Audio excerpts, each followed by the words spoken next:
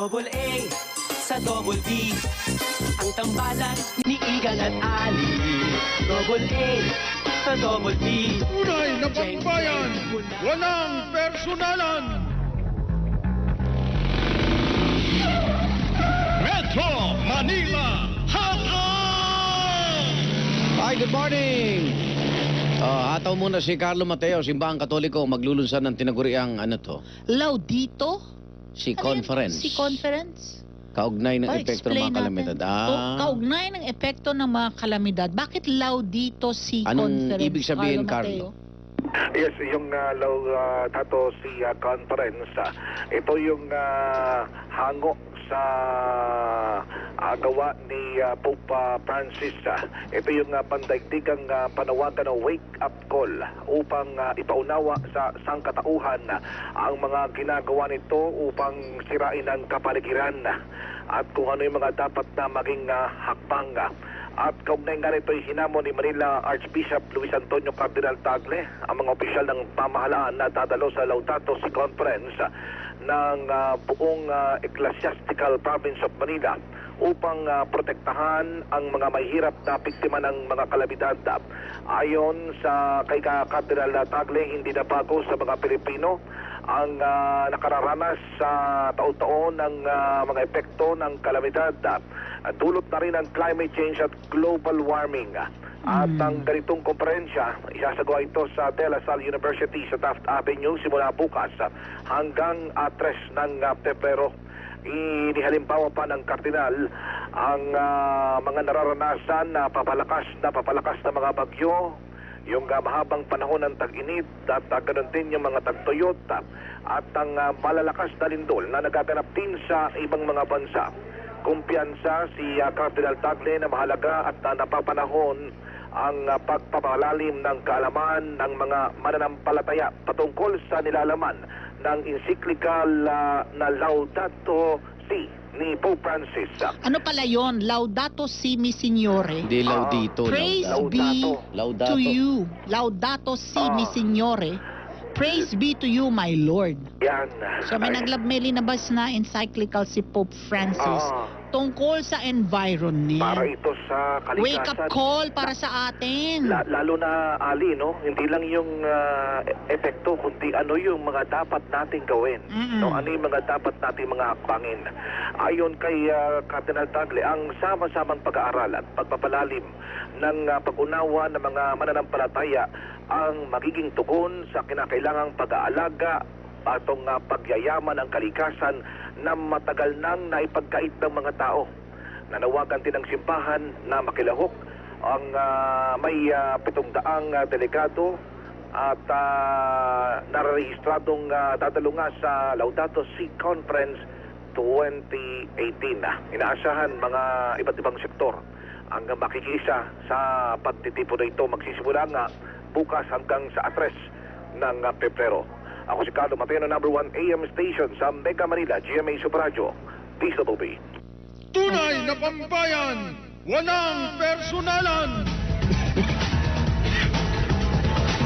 Excuse me. Alas 10:09 po oras natin. May bisita tayo. Oo nga eh. Meron tayong makakasama ngayon sa ating palatuntunan. Pero habang siya ay nasa linya, bigyan ko na po muna kayo ng background dito sa ating nakita actually sa Facebook post. Pinost ito ni Dr. Minggita Padilla na dahil dito sa nangyayari po sa Dengvaxia, aware naman po kayo dun sa controversy na yan. And then yung eventual po na naging coverage ng ilang kasamahan po natin sa media at ang mga nagiging epekto nito. Pag-uusapan natin ngayong umaga ang nangyayari sa Philippine Children's Medical Center na dahil daw dun sa nakalap ng mga primarily mga magulang, no, nakalap mula sa media at saka syempre yung saling bibig na rin sa yung word of mouth. Itong mga nabakunahan ng Dengvaxia ay makakapunta sa PCMC, no, Philippine Children's Medical Center, at can be treated free of charge. Nagdadagsaan ngayon yung mga magulang at saka yung kanilang mga anak na nabakunahan sa PCMC. PCMC kasi yung nagbakuna talaga. Oo, 'di ba? At kahit na wala pang nararamdaman na at wala pang pinapahiwatig na sintomas yung kanilang mga anak. At pinagbibigyan ng ospital yung mga request ng mga pasyente. Hanggang merong ehemplo na binigay na merong magulang na nag-request ng cranial MRI, yung magnetic resonance imaging. Pero na-dengbak siya na sila. O mga naturukan yung mga nagpunta doon dahil nga kasi 'di ba yung sa takot, 'di ba? Hindi mo rin masisisi yung mga magulang na takot na ano magiging epekto nitong pagturok ng dengue sa mga anak Okay. nila. Kasi sabi ng Sanofi, dapat may dengue ka na dati. Oo, Bago ka dapat maturukan ng dengue. well, magkakaroon ng severe dengue kung sila ay tinurukan ng dengue nang hindi pa wala sila pang dengue nagkaroon history. ng dengue before.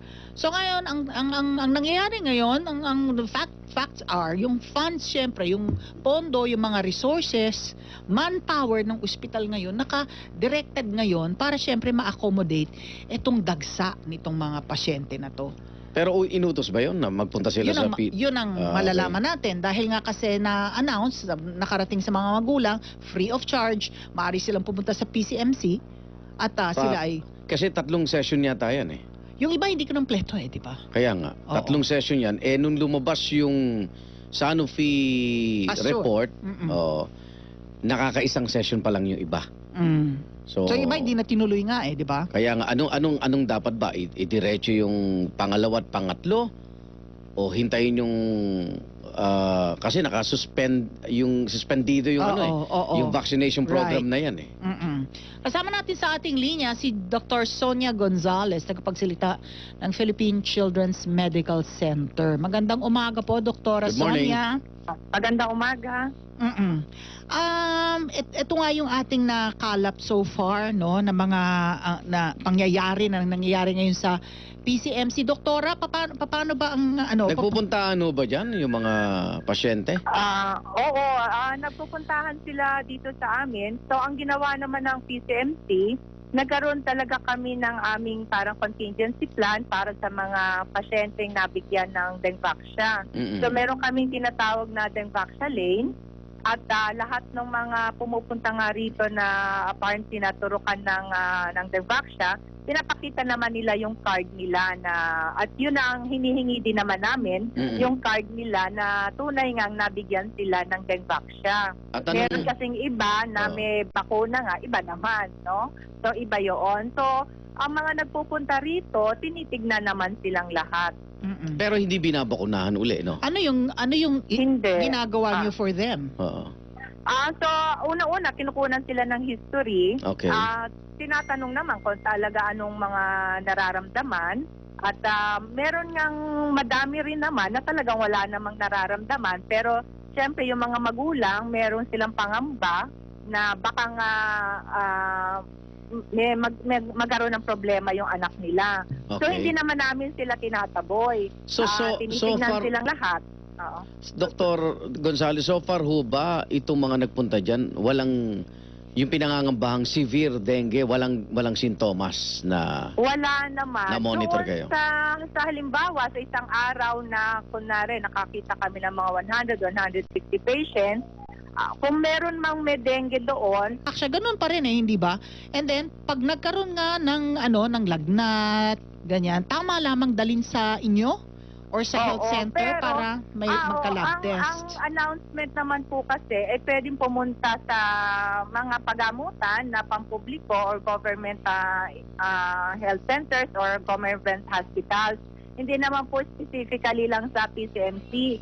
Kaya lang po siguro, by word of mouth na nga lang, dito sila nagpupuntahan. Kaya ang ginagawa din naman namin, binibigyan namin sila ng card na may tatak na nabigyan sila ng dengue para kung meron pa mga silang ibang simptomas na makita, pwede naman silang magpakonsulta dun sa mga institutions o health centers na malapit sa kanila. Opo. Kasi syempre may pamasahe ding involved yan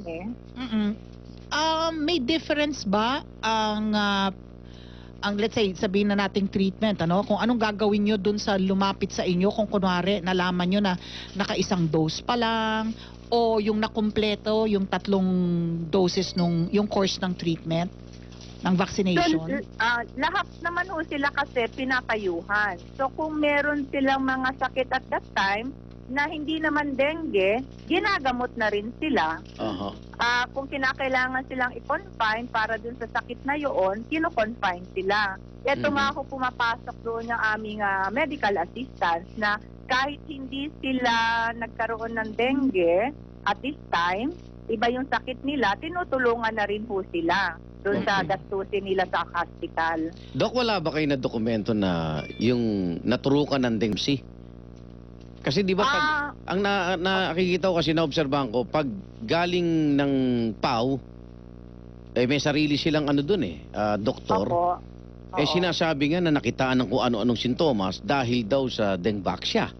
Oo. Pero yung mga katunayan pero yung ho, mga meron bata, namang- pero yung mga bata ang pumupunta diyan sa PCMC, sinasabi nyo, wala naman kayo nakikitang malalang sintomas dulot ng pagbakuna ng dengue. Tama ba? Opo. Paano yun? Katunayan nga ho, may dinala naman na dito ang PAW talaga sa amin ng mga pasyente nila. Opo. So meron nga hong isa na actually na-feature din nga ho yan sa TV Opo. na akala nga ho severe dengue no at that time na inilipat dito sa amin, pero on further examination ho, hindi naman siya dengue. Naku, hindi Actually, natin nalaman ang sakit yun. niya hindi. Hindi, nandyan, nasa TV din, pero hindi, nasa naman ho namin na Okay. hindi siya severe dengue. Hindi nga siya dengue, negative na for dengue. So, ang test niya ho, ang kanyang diagnosis ay iba ho. Parang more of a cutaneous drug reaction yun na parang may iba ho siyang sakit. Hindi ho siya, it's not an infection. At So, may walang mga ganun walang ho. kinalaman yung dengue. Wala po. Aba. Doon po sa iba pa nilang nadala ditong pasyente, hindi rin po dengue kasi ang sakit. Yung isa ho, actually, severe pneumonia. Yung isa naman ho, TB na may tubig sa baga. Okay. So sa ngayon ho talaga, wala kaming nakukuha na severe dengue na para sabihin natin na talagang yung parang shock o na Antay. pag may dinadalang dengue patients dito, yung the usual management po ng dengue ang sinusunod namin. Kasi nga ho, ang dengue naman, may mga severity naman yan. Meron naman pong mild lang, meron po yung tinatawag namin na may warning signs na katulad masakit ang ulo o masakit ang tiyan, at meron naman talaga yung parang nasa shock na sila. Yung dengue hemorrhagic shock na na tinatawag. Yung yung nabasa ko nga na Facebook post, doktora, meron nga isang magulang who even requested a cranial MRI. Mahal yun hindi ba? So at what point do you say na hindi hanggang dito lang yung Kasama ba sa proseso yun? yun ng nga dengue? yung yung binibigay niyo supposed to be na treatment. Pero pag nag-request yung magulang na pipiling persado na ba kayong gawin yung nire-request na Labas na sa procedure? dengue. Gusto ko hong itama yon, hindi naman po yung magulang ang nag-request, no? So yun pong pagkakagawa ng cranial MRI, din ho, dahil sa attending doctors niya, na nung tinignan po yung pasyente, ang main problem ho kasi ng pasyenteng yun ay headache. Na doon sa history niya, masakit ang ulo at parang nag-seizure, nagkukumpulsyon. So yung aming po mga espesyalista sa neuro, sa brain, ang iniisip po na baka nga it can be epilepsy or merong ibang problem doon sa as na nagkukos doon sa headache. So yun po ang need noong MRI. So hindi mismo po yung attending magulang doctor ang na. nag-request. Okay. Oo. Meron namang sinulat si Dr. Antonio Dans Apo? na kailangan ng assurance ng mga magulang tungkol dito sa mga balita na mga nangangamatay na mga bata na bakunahan ng dengue. Essentially, ang sinasabi niya, even before dengue, ang mortality rate ng mga bata the past years ng age 9 ay sabihin na natin mga 400 deaths a year. So roughly, may isang death kada araw ng bata. Ganon talaga yung parang even before dengue siya. So, the point is, pag may bata na nagkasakit, it does not necessarily mean na ang sanhi yun nung Dengvaxia. Kung naturukan Because man siya. even before Dengvaxia, ang mortality rate na ng kabataan, age 9 is around 400 deaths a year. Opo. Roughly Oho. one a day. So, Opo. parang gusto lang bigyan ng sense of kalma ba yung nangyayari ngayon na hysteria tungkol sa Dengvaxia. So parang just to keep a proper perspective on Dengvaxia, no? And the Opo. cause of death of Kasi these ang children. initial reaction is after ng kinorek nung Sanofi nga yung lahat ba ng nabakunahan ay mamamatay na? Parang ganun agad ang dating. So, Opo, hindi- tama nga po. So ito ay depende sa kaso ng dengue niya. Opo. Sa strain o sa uri ng dengue tumama doon sa bata. Opo. So idadagdag na rin natin after saying that, no, na talaga namang ang mortality rate ng children age 9 ay around 400 a year. Ganun pa man yung mga magulang, maging mapagbantay at mapagmasid pa rin kayo. Kapag meron pa rin nakitang mga sintomas, no, ay dalin. Ito yun o anong posibleng kahinatnan nung dengue patient natin? Oo. Sa palagay ko ho kasi dahil nga sa pag-aaral noong tungkol dun sa bakuna, na talaga nakikita mo yung kanyang magiging effective siya talaga kung talagang 3 ang naibigay o nakompletong bakuna. Na session, okay. So, oo. So katulad din naman yun sa mga ibang bakuna na binibigay natin pangkaraniwan sa mga bata, kinakailangan niya ng 3 doses at kinakailangan ng mga may booster doses Mm-mm. para makita mo o makuha noong pasyente yung benefit ng vaccine. So kung kulang yung bakuna, hindi nga niya makukuha yung full benefit noong bakuna. Okay, kung So kulang, katulad na lang dito sa Dengvaxia, Oo. kung hindi mo nga siya nakompleto, naka-1 ka lang, naka-2, so hindi mo makukuha yung full benefit na ino-offer ng bakuna na yun. mataas ba ang panganib na mapahamak kung hindi makompleto yung kasi tinigil ho, doktor, paano po 'yun? Hindi naman sa mapanganib, kundi wala siyang protection na makukuha from the Okay. vaccine. Oo. Kasi pag Na hopefully nga pag sana. pag nakompleto niya sana, hindi na siya kahit kagatin siya ng lamok, hindi na siya tatamaan ng dengue, ganun ba? Hindi naman 100%. So, hindi naman nila Okay. kiniklaim. So, mga 90% nga Okay. effective na maproprotectionan siya doon sa dengue. At Kasi yung- nga madami sila ng Dengvaxia. So Wala pa po yun. nagdulot lang ng pangambat pagkalito yung pahayag ng Sanofi na nakompleto na ngayon yung pag-aaral. Tama ba? Tama. So, yun nga ang hinihiling namin sa mga magulang Oo. na nandun yung pangamba pero sana maintindihan din nila na hindi naman talaga yung mga nangyayari sa mga anak nila ngayon ay hindi naman talaga dahil nabigyan sila ng isang bakuna na kuminsan 1 month ago lang, 2 months ago. So, hindi nga natin alam kung talagang nag-effect na yun sa kanila o hindi. Oh, I see. Yung ibang bansa ba nagdedengvaxia po, Doc? Kasi may Ang alin po? gusto sa Pilipinas, no? May Ngayon mga lang yata Oo. nagkaroon ng Oo. mass Oo. immunization program sa atin. Meron Na naman po mahigit ibang bansa. 800,000. Oo, meron naman po mga ibang bansa katulad nga po ng Brazil. Pero Tuloy-tuloy? wala naman po tayong nababalitaan na ganitong nagkaroon ng hysteria. Mhm. Mm-mm. So ngayon ba maipapayo natin na pumunta lang ho uli sa PCMC yung mga parents na nabakunahan ng Dengvaxia? Kung hindi pa nakakapunta, okay lang kung pumunta ngayon? Sinasabi ko nga po, hindi lang naman po sa PCMC sila welcome. Okay. Welcome din naman po sila sa iba pang government hospitals or mga health centers o ibang institutions po ng gobyerno. Okay. So habang naghihintay tayo na hindi natin alam kung ibabalik uli yung program, ano? So yung mga Opo. naturukan ng 1 Malamang or hindi. 2 kung dahil naging political Oo. issue na rin ito. So anong effective pa rin ba kunyari ibinalik sa susunod na taon yung pangatlong session, effective pa ho yun, Doc, o wala na talaga?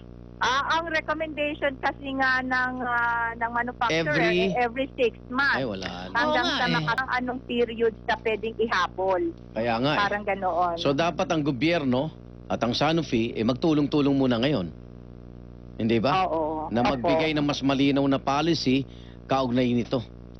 Hindi nga, at saka nga yung yung kailangan yung ating maingat tayo sa ating pamamahayag na factual kasi nga Na namatay sa dengue, hindi, oo, eh. apektado na rin yung ibang vaccination programs ng pamahalaan na talagang napatunayan na naman yung mga tried and tested na yung mga ibang programa kahit 'di ba either pagbabakuna or yung pati yung deworming 'di ba doktora na apektuhan na yung ibang health programs ng pamahalaan. Talagang binibigay po yung deworming every twice a year din ho yun, 2 beses po sa isang taon. Merong humihingi ng phone number, contact number ng Philippine Children's Medical Center. Doktora, pwede ba nating i-announce? Opo, yung aming pong trunk line, 588-9900. 588-9900.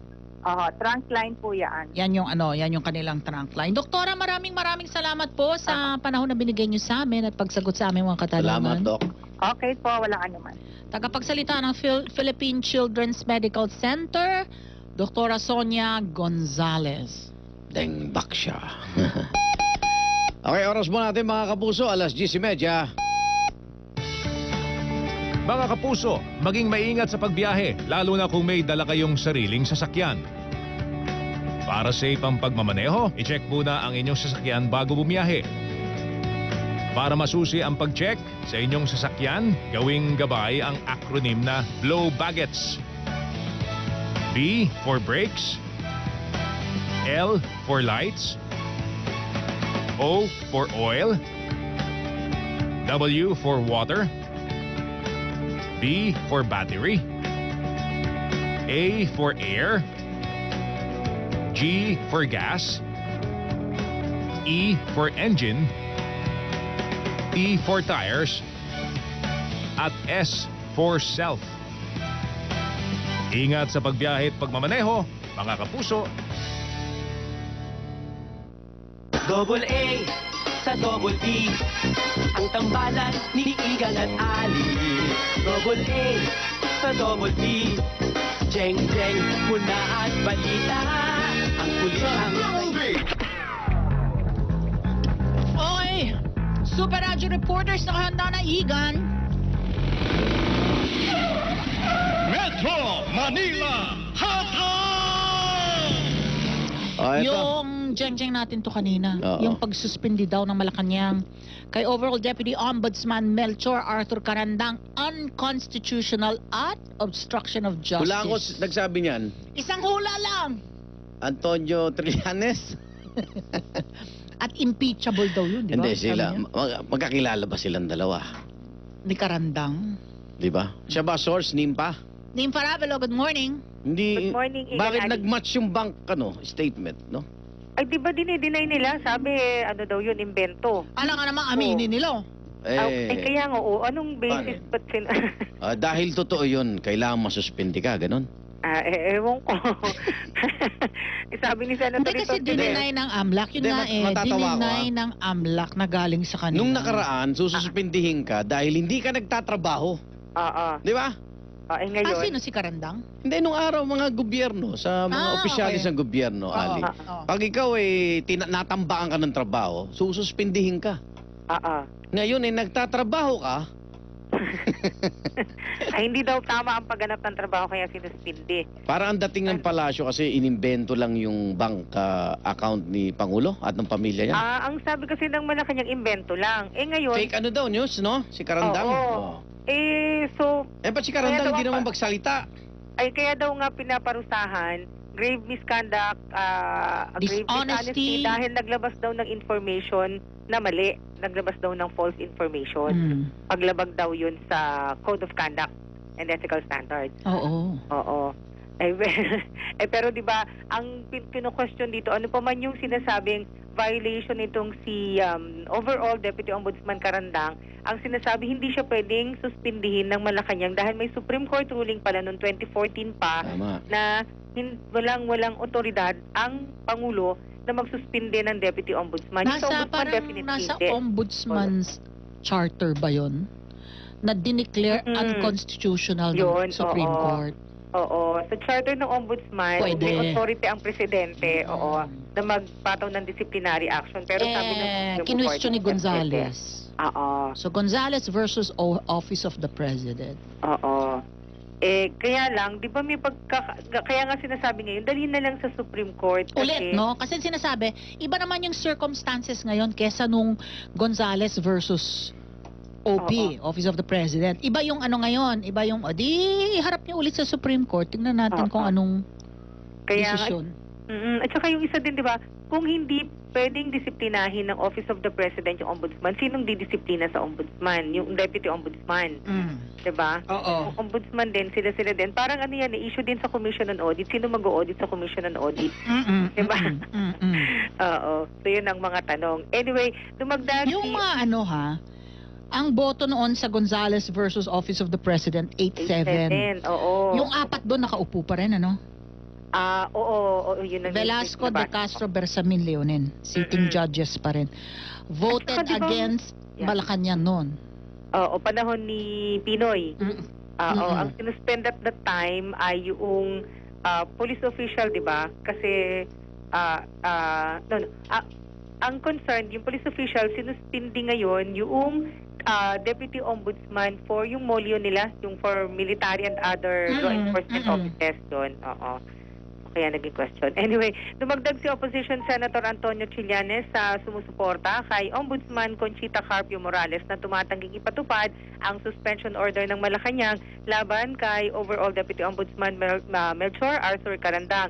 Sabi ni Trillanes, tama lang ang pagmamatigas ni Morales dahil ang suspension order ng Malacanang ay illegal, labag sa konstitusyon at maliwanag aniya na obstruction of justice. Di ng senador kahit saang anggulong tingnan, mali rito si Pangulong Duterte. Bukod sa mismong Supreme Court ang nagsabi na walang kapangyarihan ng Malacanang na magpataw ng disciplinary action laban sa Deputy Ombudsman, sabi ni Trillanes, binubusala ng Malacanang ang taong nag-iimbestiga sa sabi niya ay nakaw na yaman ng Pangulo kaya ito ay obstruction of justice.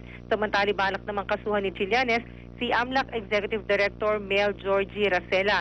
Ito yung Executive Director ng Anti-Money Laundering Council na nagsabi na hindi sa kanila nanggaling ang bank documents ng mga Duterte na inilabas ni Carandang. Ang nasabing bank documents ay pinag-usapan na umano ng Ombudsman at ng AMLAC at sa katunayan ay nasa minutes ng kanilang meeting noong Mayo 2016. Hindi naman daw kasama sa pulong na yon si Racela dahil Enero 2017 lamang ito itinalaga doon sa Anti-Money Laundering Council o AMLAC.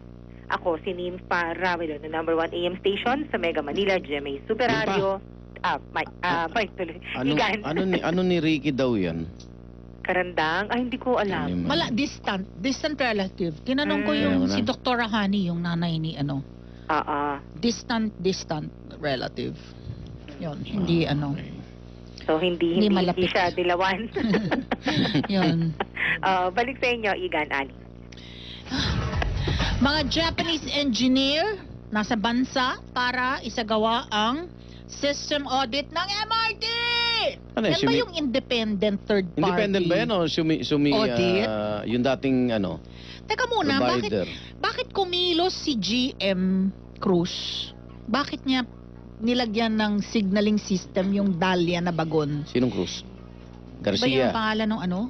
Ng GM? Yung nagalit? Oo. Hindi, Rodolfo Garcia. Garcia. Ayan.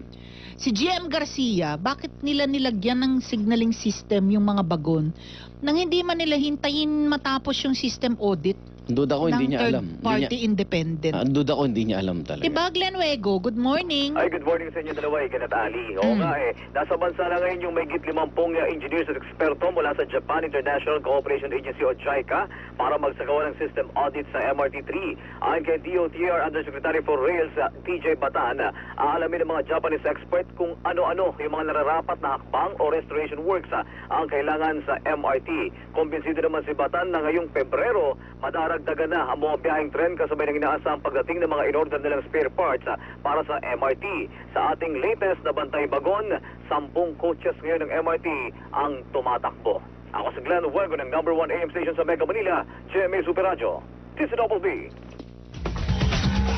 Yan, actually, yung susunod tanong dyan Kasi naniningil na yung Dalian naniningil na yung China. Di ba 15% pa lang yung binabayaran natin, naniningil na yung Dalian. Dapat talaga may managot yan. Di ba? Bagay kinasuhan na naman yung mga dating opisyal. Pero diba, ganun pa rin. Tama lang isoli mo. Kapag hindi niya ginawa yung, kunwari, umorder ka, ito yung specs. Dumating, hindi according to your specifications. Di ba soli yun? Soli bayad? Di ba nga yung mga lumang piyesa, alam mo saan binibili? Oh. Kaya hindi pa rin... Banawe. Tsaka raon. Talaga? Oo. Tama ka.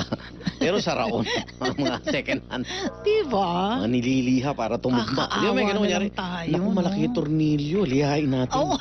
Mga ganun Pwede na yan. Hindi Okay pwede. na yan. Sige, salpak mo na yan. Hindi pwede, 1,000 pasahero araw-araw. 300,000 mahigit. At hindi rin pwedeng itigil pala habang gagawin yung maintenance. Gusto Kasi nila, yun yung iba, di ba? Yung ibang panukala ng iba Gusto talagang itigil. shutdown muna, di ba? Ayusin Habang, muna. pero hindi ay pumayag nung pamunuan kasi nga yung kanilang sineservisyon daw Parang public service. Siniservisyon yun, naglalakad nga Oo nga. Hindi naman nakakarating din sa papupunta. Bino mo dito sa Viber group namin sa MRT. Kaya namomonitor ko yung ibang yung iba't ibang mga opisyal at mga mamamahayag. Lumilitaw dito, Ali, na hindi bababa na lang sa 8 ang bumabiyahe araw-araw na Oo bagon. nga Kaya ang haba ng pila Oo nga Di ba? Kasi dati 10 may nasunog. So ngayon, ang normal na namomonitor kong takbo ng mga tren dito ay nasa 8 lamang ngayon. And for as long as ganyan yung problema natin sa MRT, Oo.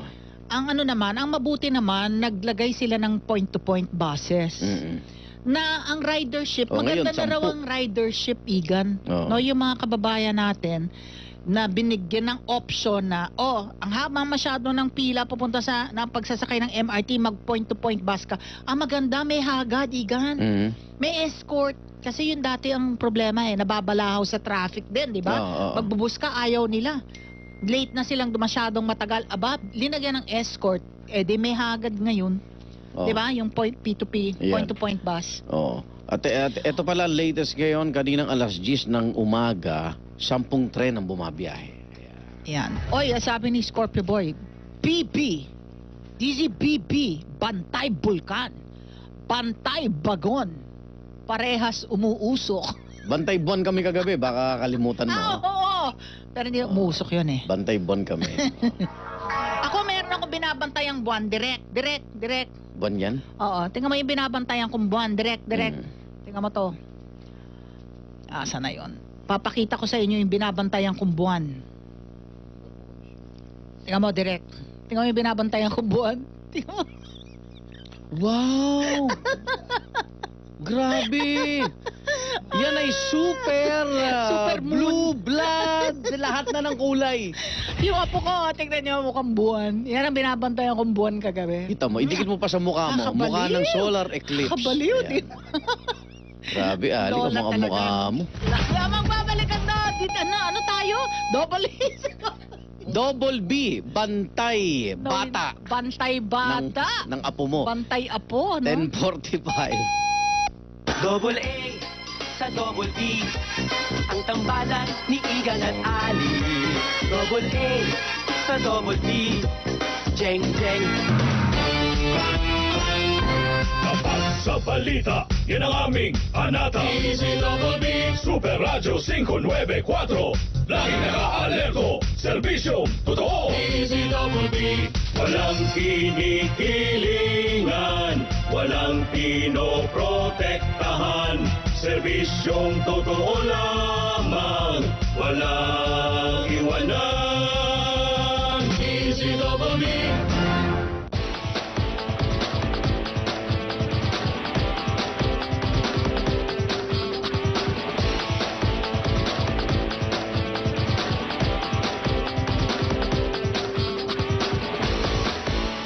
Get the GMA GMA Digital Signal in 3 easy steps. Pindutin ang menu. Piliin ang settings. Under installation, piliin ang auto scan o auto search. Konting kembot lang ng scanning din. Uy, tapos na. Pindutin ang OK o exit. Hanapin ang GMA at GMA News TV gamit ang up and down button. Mapapanood na ito sa mga sumusunod na lugar. Tandaan, pindutin ang menu. Piliin ang settings.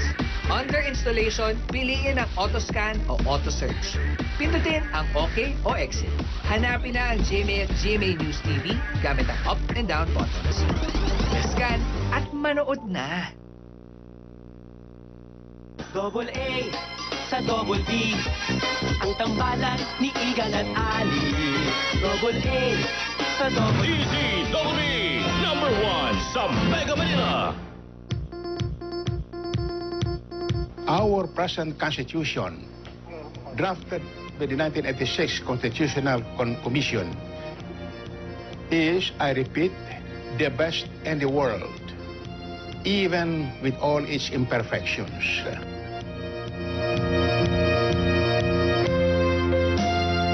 All this disconfiguring, mangling, and tinkering with our Constitution would result really in a totally divided Philippines.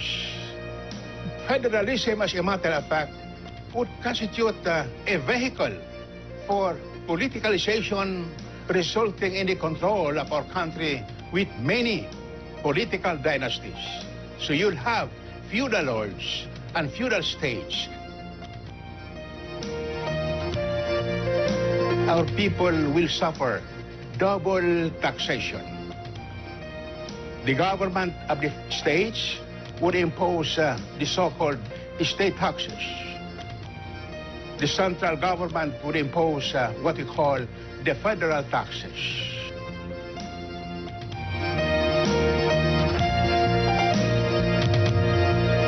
We cannot entrust it to politicians who were elected not to amend the Constitution, but it would be entrusted to people who are elected precisely to look into the possibility of amending our Constitution.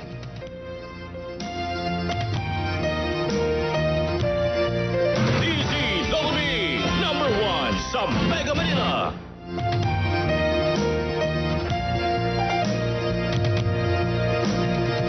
Yung bagay na yan ay hindi ko masagot sa ngayon at antayin na lang natin yung masasabi ng nakakataas sa atin. Patuloy po itong ginagawa natin, yung diplomatic approach, at ito po ay kautusan mula sa taas at pipilitin natin pong maging peaceful ang ating relationship with China.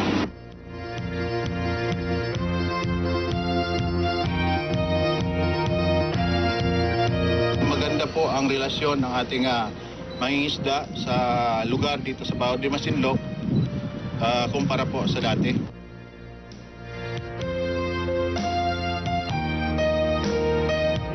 DZWB, number 1 sa Mega Manila.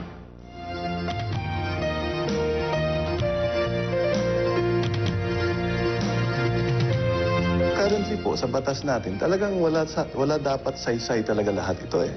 'Di ba? Kasi nga wala yan sa batas. Kasi pag sinabi kasi ng Supreme Court ng isang batas ay unconstitutional, ang ibig sabihin nun ay parang hindi na isulat yung batas.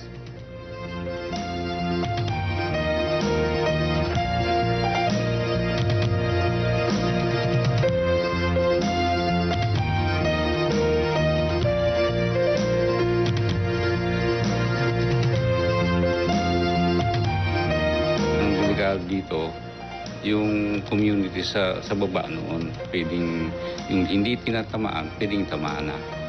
Kasi dito sa may side na ito, pwedeng mag-overflow doon yun pag nagkaroon ng malakas na ulan. Double A sa Double B, ang tambalan Edad natin. Yung sinasabi nilang last time it happened 152 years. Yung sa orbit ng moon, ganun siya kalapit sa Earth. Kasi yung una, 82, by college ako noon, nakita natin yun. Hindi lang natin matanda na yun. 19 years. 19 years. Ay, hindi ko na makikita. Malabo na mata ko noon. Ali, may ano na ngayon, Blue Moon. Ganun na tayo, no? Hindi naman ako, ano talaga, nagbabalak ako pumunta ng UP kagabi. Tinamad-tamad na lang ako magbihis eh. Sige, dito na lang tayo sa labas. Actually, magandang tignan yung ano na, yung bandang mga alas 9 pasado, yung nagpupula na Yun talaga. yung nagpupula na, Oh, yung tumatakip na yung mundo sa araw. complete eclipse. Galing. Oh. Ganda. Oy, teka muna, may nakikipakilang si Vic. Please be reminded of the National Media Production Center, NMPC, ito announcement, grand reunion ninyo Hoy, on February 4 ako rin. Mamaya. at AFP Commissioned Officers Clubhouse. 9 a.m. to 5 p.m. Camp Aguinaldo, Quezon City. All former employees of NMPC Channel 4 and other media bureaus under Min Sendanya si Minister Sendanya to, no? Are invited to attend. Please be there and enjoy precious moments with colleagues. Hope to see you all there. Yan na, NMPC Grand Reunion, February 4, 9 a.m. to 5 p.m. Camp Aguinaldo, Quezon City. Ayan. Ako naman, ito'y may kaugnayan sa minamahal nating UST. Yes. Oh, hindi award giving to. Ito'y Hindi daw award yun. hati. UST High School Alumni Homecoming sa February 24 pa naman, 2018.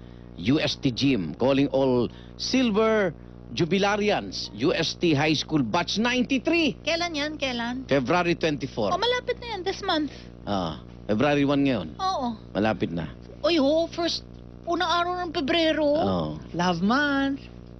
May Nalaman mo ka-Valentine ka ba? na ano ba, lunatic? Oo nga, sabi ni Ano ba? Magtani. Yung ticket, get in touch with Butch Lustado, 0918-9900434 o si Dulce Zaide, 0916-3339685. Ayan, kita-kits daw kayo dyan sa UST Gym. Yun yung alumni center, di ba? Yung dati nating gym. Ayan. Okay? Kami ay pansamantalang magpapaalam. Asahan namin kayo bukas. Double A sa Double B pa rin. Maraming salamat sa lahat ng ating nakasama, ang ating text populi, ating mga katuwitan sa Facebook Live. Siyempre, nakinig sa atin sa radyo na TV pa. Ayan, siyempre. At yung ating mga friends. Yeah. Oo. Mga single. Bakit single? Ay, malapit na ang Samahan ng malamig ang Valentine's. SMV. Nakita mo to? Alone but not lonely. May isang naku, nalakas ng loob. Nag-post siya. Kung naghahanap kayo ng boyfriend sa Valentine's, babayaran niyo yung oras niya, 1,500.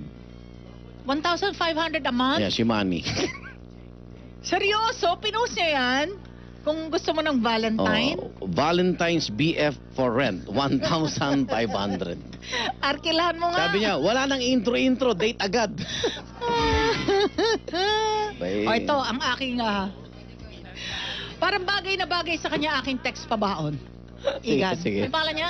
Si Manny. Manny, para sa'yo yung text pabaon ko. Uy, ingat kayo sa nakikipag-eyeball sa mga social media. Sinabi ko na paulit, lalo na yung mga bata. Grabe. Huwag kayo basta makaka-EB. Mga inakiki-EB.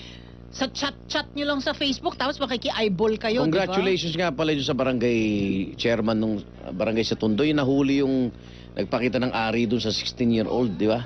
Nakita yung plaka, kasi jeep eh. So babalik, ruta yan eh. Oo. Hinuli nung tanod. Nahuli siya. Jeepney driver? Jeepney driver, humihingi ng sorry. Tinuluyan ng parents, nung minor. Okay. Bilog ang buwan ka. Super blue. Blood. Isa siya sa mga sinapian, no? Text pabaon. Para sa ito, Manny. This is especially dedicated to you, Manny. Manny. Love means. Love. Alam niyo ba ang love? Love means loving the unlovable. Or it is no virtue at all. Ayan. May kaduktong naman yon. Love means loving the unlovable. Or it is no virtue at all. Ayan. Ang pag-ibig, ang ibig sabihin ng pag-ibig, minamahal mo din yung hindi kaibig-ibig. Otherwise, hindi birtud ng pag-ibig. Diba? Para maging birtud, kahit yung mga hindi kaibig-ibig, dapat mong mahalin. Love means loving the unlovable. Or it is no virtue at all. Mahalin mo ang hindi ka ibig-ibig. Ibigin mo ang hindi ka ibig-ibig. Tulad nito si Money! si Andoy na lang si Magkano? Andoy. 1.5 buong gabi? Oo, wala nang intro-intro, meet agad. Total, yun naman din ang habol nyo sa akin, girls. Naku, hanip. Hindi pala nakakompleto yung ayos ka. Ano daw? Yun din naman ang habol sa magkano 1.5 isang Tong, gabi? Bugbugin mo nga Ano to, yun? Tong. Isang gabi na ba yun? O per ora yun? Valentine's Day nga eh. Per ora? 1.5 isang araw. Ah, ang mura. Ang mura mo na. Ang mura naman. Sige, presyohan mo nga. Sige nga. Mga 250.